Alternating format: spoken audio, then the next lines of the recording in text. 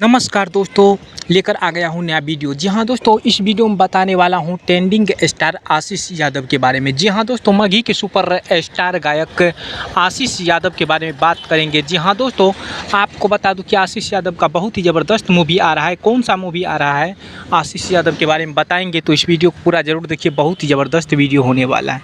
चलिए दोस्तों, बात करते हैं आशीष यादव के सबसे पहले कुछ सॉन्ग के बारे में। तो दोस्तों आपको बता दूँ कि आशीष यादव का सॉन्ग हरदिया रे, ये सॉन्ग जो कि बहुत ही सुपर डुपर हिट हुआ, आशीष यादव का सबसे सुपर डुपर हिट है।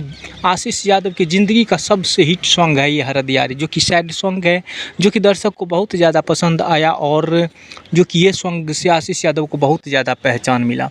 और दूसरा सॉन्ग है रूपवा लागो ह जान मार, जो कि ये सॉन्ग भी रिकॉर्ड बना हुआ है मगही इंडस्ट्री में और दर्शक को बहुत ज़्यादा पसंद आया। जी हाँ दोस्तों, आपको बता दूं कि ये सॉन्ग से भी आशीष यादव को बहुत ज़्यादा पसंद हुआ। जी हाँ दोस्तों, आशीष यादव को बहुत ज़्यादा फैन फॉलोइंग मिला ये सॉन्ग से।